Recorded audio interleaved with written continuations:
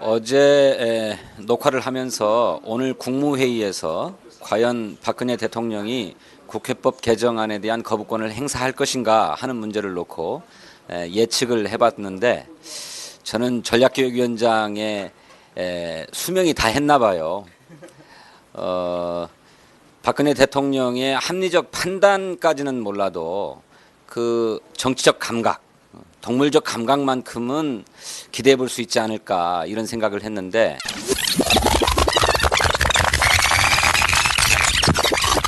그 구체적인 대응을 어떻게 할 것인가 하는 문제는 지금 지도부가 논의를 하고 있는 만큼 곧 결정이 내려질 것이다 이렇게 보여집니다. 그대로 이렇게 연설하는 후회를 시작을 했습니다. 이것까지만 하셨어야 했어야 되는 되는데. 거야? 이건 다 버리는 거야? 안녕하십니까. 오늘은 이 작가가 없는 상태로 박근혜 대통령이 결국은 국회법 개정안에 대한 거부권을 행사하는 사태가 생기는 바람에 긴급 의원총회가 계속되고 있고요. 저는 그 안에서 사회를 보고 있는 상태라 다시 여기서 사회를 한번 보도록 해보겠습니다. 합당한 조치라고 생각합니다. 네. 자신의 무능을 문재인 새정치민주연합 당대표입니다. 대통령의 거부권 행사는 야당에 대한 거부이자 여당에 대한 거부, 국회에 대한 거부, 그리고 나아가서는 국민에 대한 거부입니다. 대통령의 거부권 행사 이유를 보면 더욱 경악스럽습니다. 대통령의 말씀인지 의심스러울 정도입니다. 국회를 모욕하고 특정인에 대한 비난까지 서슴지 않았습니다. 대통령과 정부의 무능을 모두 국회의 책임이냐 덮어씌우고 있습니다. 이것은 야당과 싸우자는 것뿐만 아니라 국회와 싸우자는 것이고 의회 민주주의와 싸우자는 것입니다. 국회 입법권에 대한 심각한 침해이자 의회 민주주의에 대한 중대한 도전과 위협입니다. 여야가 함께 대통령의 폭거에 맞서고 의회 민주주의와 국회의 입법권을 지켜내야 합니다. 이를 위해 국회의장과 여야 양당 대표 3자 회동을 제안합니다. 국회의장과 여당 대표의 조속한 답변을 촉구합니다. 이종걸 새정치민주연합 원내대표입니다. 대통령이 정말 이렇게는 하지 않을 것이다라고 하는 추측도 했습니다. 그런데 저희 예측은 빗나갔습니다. 그렇지만 우린 또 해야 될 일 해야 되지 않겠습니까? 저도 참 놀랐습니다. 국무회의에 나온 이 담화 내용이 이게 정말 그때까지 되게 써주시던 글을 읽는 분이신데 본인의 말이 이제 튀어나오는지 여태까지 나왔던 화법과는 아주 다른 말들이 많이 섞여 있습니다. 제가 저보고 막말 많이 한다고 하는데 막말에 이건 완전히 곱백입니다. 참 비극적인 상황입니다. 너무나 무기력하고요. 화가 나서 그 화를 진정시키기가 참 어려운 그런 상태에서 얘기를 나눠야만 합니다. 그래서 어젯밤으로 녹화 중으로 돌아가 보면 우리가 과연 박근혜 대통령이 거부권을 행사할 것이냐라는 것에 대한 논의들을 했을 때 진성준 의원님은 뭐라고 하셨죠? 말씀해 보세요. 네. 어제 입장과 관련해서. 예, 그래서 전략기획위원장으로서 소명 의식은 있지만 그 수명을 다했다 이런 생각이 들어요. 저는 어제 많은 분들이 두 분 다 틀림없이 거부권을 행사할 것으로 보인다 이렇게 예상을 하셨는데 저는 그래도 일말의 기대 같은 것이 있었어요. 그 기대는 박근혜 대통령을 믿어서라기보다 그가 가지고 있는 정치적 감각, 동물적 감각 같은 것이 있다.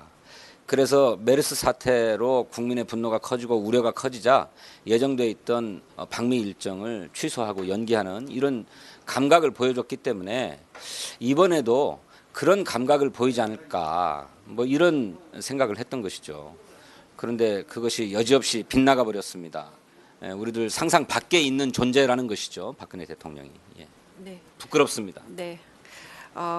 그러나 우리는 예측했지만 예측한 상황보다 훨씬 더 심각한 상황이라는 생각이 듭니다. 오늘 국무회의의 발언 전문을 읽고 또 읽고 있는 우리로서는 참 참담한 심정인데 비록 예측하긴 했으나 김광진 의원님은 지금 이 상황에 어떤 생각이십니까?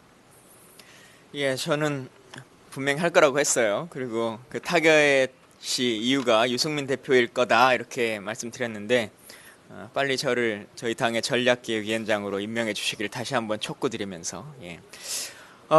그럼에도 불구하고 참 슬픈 일이죠. 슬픈 일인데 대통령이 이 시기에 이런 말씀을 왜 하셨을까? 그 자체로서의 정치적인 어떤 입장이나 생각이 있으셨던 그 계기가 있었던 것은 아닐까라고 하는 고민들이 들어요. 그리고 제가 사실은 어제도 이제 말씀드렸지만 아마 많은 근거로 드는 것 중에 하나가 우리가 세월호법을 비롯해서 그때 연금과 관련한 거 그래서 연계된 법률이다 이 논지를 계속 펼 거라고 생각했거든요. 저는 아직 하루 종일 이제 의총장에 있었기 때문에 종편을 보지 못했습니다만은 종편이 이제 이것과 연관해서 하나하나 물고 늘어질 거고 그거에 대한 해석을 하는 방송을 하기 시작할 것 같은데 국민 여러분께서 명확하게 사실관계를 잘 알아주시면 좋겠다라고 하는 말씀 좀 드리고요. 이 상황에서는 사실은 간단합니다. 뭐 거부권이라고 우리가 흔히 부릅니다만은 거부권이라기보다는 제의를 할 수 이 법안에 대해서 제의를 요구하는 것이 공식적인 용어일 것 같은데 이 자체가 대통령이 가지고 있는 권한입니다. 하실 수 있습니다. 그러나 그렇게 되면 국회는 그 다음에 국회 절차를 거치면 되는 것이거든요. 그래서 국회의장께서 약속하셨고 또 새누리당의 원내대표도 그 전부터 계속 입장을 갖고 있었던 것처럼 대통령이 제의 요구를 했으니 이제는 저희 국회가 국회의 역할을 충실하기 위해서 제의와 관련한 본회의를 열어서 다시 제의 절차를 거쳐야 된다 이렇게 생각합니다. 저는 이 전문 중에 이 부분을 한번 아마 기사도 많이 나왔는데 이 부분을 계속 읽게 됩니다. 이 부분이 나와요. 굉장히 분노하는 느낌이면서 이렇게 얘기하고 있어요. 정치적으로 선거 수단으로 삼아서 당선된 후에 신뢰 어기는 배신의 정치는 결국 패권주의와 줄세우기 정치를 양산하는 것으로 반드시 선거에서 국민들이 심판해 주셔야 할 것이다. 이게 누구 얘기예요? 자기 얘기죠. 그렇죠. 어떻게 보면 정치로 당선 후 배신의 정치의 여신은 바로 박근혜 대통령 아닌가요? 네, 그렇습니다. 어떻게 이런 말을 아무렇지 않게 그 표정으로 그 얼굴로 이렇게 얘기를 하실 수 있을까? 저는 예측할 때 그분의 어떤 심리적 분석이 필요하다라고 정신 분석이 필요하다고 많이들 얘기하신다라고 얘기했는데 결국 그게 고스란히 저한테 현실로 다가오고 있으니까 이제 제가 이상해질 것 같아요. 네. 네. 정상의 비정상화인가요? 비정상의 정상화가 이런 건가요? 그러니까 그분이 이것뿐만 아니라 계속적으로 반복되지만 비정상의 정상화를 하겠다라고 주장하지 않습니까? 근데 우리가 생각했던 대부분의 국민들이 생각한 것은 잘못돼 있었던 비정상을 정상화로 돌리는 것이다 이렇게 생각했는데 이분의 입장은 다른 것 같아요. 비정상이라고 하는 것을 보편화시켜 가지고 그것이 정상인 나라를 만들겠다 이런 생각을 갖고 계신 것 같고 정말 근데 저는 청와대에서 사실은 근무해 본 적은 없습니다만 이 국무회의 발언문이라고 하는 거 대통령이라고 하는 정도의 자리가 되면 이 언론 비서관도 있고 글을 써주는 사람들도 있을 거 아니겠어요? 과연 이게 이런 정도의 수준의 글이 참모들을 거쳐서 나오는 것인지 혹은 국무회의 발언문이라고 하는 것을 원고도 없이 대통령 그냥 생각처럼 그냥 막 생각나는 대로 말을 할 수 있는 것인지 어떤 게 정상적인 건지를 잘 모르겠어요. 원고가 없으면 제대로 말씀을 못하는 분이니까 누군가는 써줬을 거라고 생각합니다.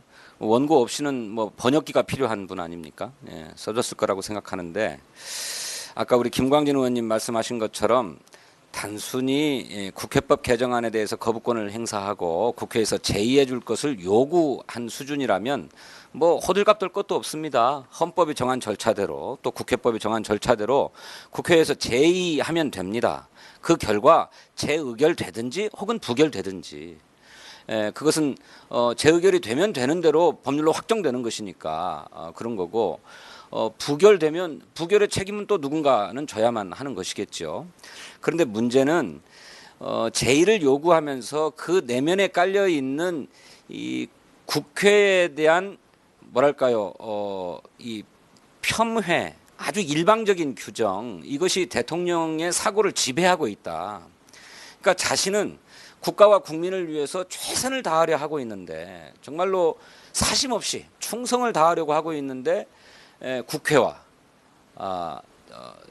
정치권이 그것도 야당만이 아니라 여당까지도 나서서 함께 자기의 발목을 붙잡고 있다라고 하는 인식이라는 것이죠. 그런데 이거는 세상 모든 사람이 다 잘못됐고 자기 혼자만 잘됐다라고 하는 얘기잖아요. 이런 독선이 어디 있습니까? 독재자도 저는 이런 독재자가 없다고 생각합니다.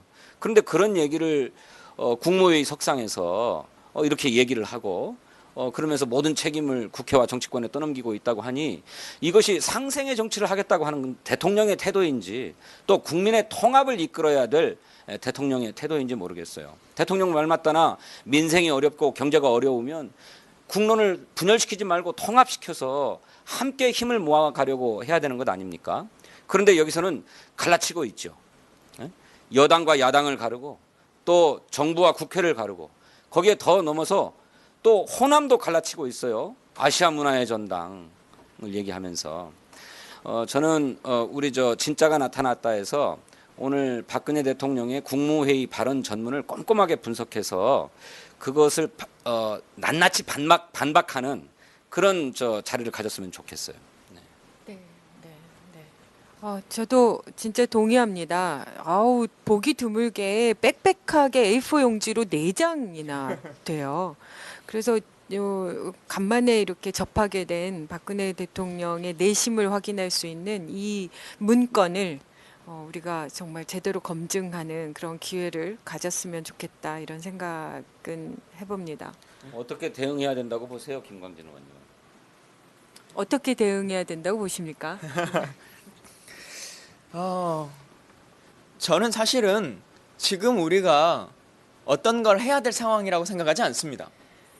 지금은 새누리당이 어떻게 되느냐를 지켜볼 타이밍인 것이고요. 말이라고 하는 것이 꼭 말을 해야만 그게 효과가 있는 것이 아닌 것이기도 하고 정치라고 하는 것이 꼭 우리가 행동해야지만이 정치가 되는 것도 아니라고 생각합니다. 지금 시기에는 새누리당의 자중질환 빠지게 될 텐데 우리가 그걸 보고 뭐 희희낙낙하고 있을 수는 없습니다만 지금은 그것이 어떻게 진행되는지 그 과정을 조금 더 지켜봐야 될 상황이고 그에 따라서 저희가 입장을 정하고 또 어떤 방향성을 제시하는 것 그것이 훨씬 더 중요하다고 생각합니다. 그래서 새누리당의 어떤 결론도 나기 전에 우리가 어떤 이야기를 한다거나 대통령에게 또 어떤 정치적인 행위를 한다거나 하는 것보다는 조금 더 지켜봤으면 좋겠다는 겁니다. 우리 선미 의원님. 저는 지금 그러니까 뭐라고 말이 잘 나오지가 않을 정도 약간 충격인데요. 저는 국무회의 그 박근혜 대통령의 발언만이 아니라 국무회의의 회의록을 한번 봤으면 좋겠어요.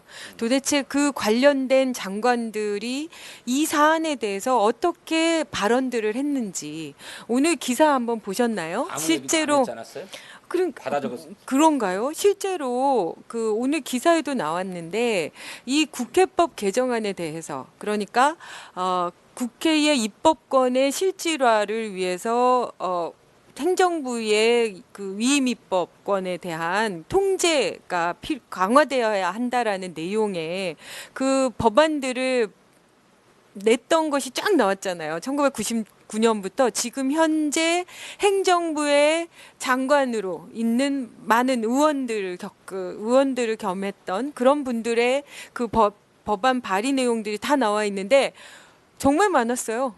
김희정 장관님은 직접 발의했다고 하시고, 그리고 안행부의 그 지금 정종섭 장관님은 헌법학자로서 헌법학 체계 그 문제에 대한 분명한 언급이 있었고, 다른 의원님, 다른 장관님들도 들어있고, 그 무엇보다 박근혜 대통령이 두 번이나, 그렇죠? 세 번이나 그 법안을 발의했던 분으로서 어떻게 이러실 수 있는지, 그리고 그게 어떻게 아무렇지도 않게 서로의 얼굴들을 바라보면서 이런 전문을 읽고 있는 박근혜 대통령을 그 장관분들께서 어떻게 수용하셨는지 정말 궁금합니다. 박근혜 대통령 입장에서는 국회가 없어져 버렸으면 좋겠을 거예요. 그래서 모든 것을 자기가 다 하면 국가가 잘 될 텐데, 국회가 존재해가지고 사사건건 시비를 걸어서 아무것도 못하고 있다라고 생각하는 것일 텐데, 그거는 박근혜 대통령만의 고집이고 편견에 불과하죠.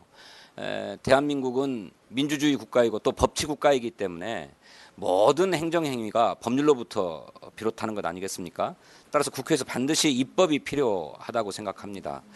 그러자면 새누리당이 어떻게 대응할 것인지를 지켜보자. 그러고 난 다음에 우리 입장을 세우자라고 하는 것도 일리가 있는 말씀인데, 새누리당이 헌법과 국회법이 정한 절차대로 제2 이 프로세스를 밟을 수 있도록 우리가 압박하는 적극적인 조치도 취해야 된다. 예, 이제 그러자면 불가피하게 이를테면 헌법이 정한 제2 절차에 새누리당이 응하지 않으면 우리 야당으로서도 입법에 협조하기 어렵다라고 하는 입장은 낼 수 있는 것이다. 저는 그렇게 생각합니다. 근데 다만 지금 우리 국민이 메르스 사태와 가뭄으로 고통을 겪고 있지 않습니까? 때문에 메르스 관련 법안은 국회에서 합의되는 대로 절차에 입각해서 처리할 수 있겠다. 근데 그렇지만 대통령이 국회를 인정하지 않고 대통령이 입법 과정의 어떤 필수성을 인정하지 않는 상황에서라고 한다면 국회가 무슨 소용이 있는가라고 하는 점을 강력하게 경고할 필요가 있는 게 아닌가, 저는 그렇게 생각합니다. 그래서 다시 한번 긴급 의원총회의 사회자로 돌아가 보면 실제로 지금 현재 의원님들이 거의 수십 분이 이러저런 말씀들을 아주 강하게 하고 계신데 그런 목소리도 있습니다. 실제로 의회 민주주의의 철저한 유린 앞에서 우리가 오히려 의회 민주주의의 원칙들을 지켜서 할 수 있는 일들을 처리해야 된다라는 내용 말씀들도 좀 있는 상태라서 조금 더 논의가 좀 진전이 되면 우리의 입장이 좀 더 명확해지지 않을까라는 생각입니다. 지금은 시계를 보니까 3시 24분인데요. 국회에서 긴급 의원총회를 진행 중에 잠깐 정회한 상태에서 진짜가 나타났다 호회편을 녹화했습니다. 감사합니다. 예, 혹시 이후에 그 국회 상황이나 변동 상황에 대해서는 언론 뉴스를 조금 더 많이 참고해 주시면 감사하겠습니다. 조만간 뵙겠습니다. 예. 저 또 뭐 보탤 말이 있나요? 그만 끝.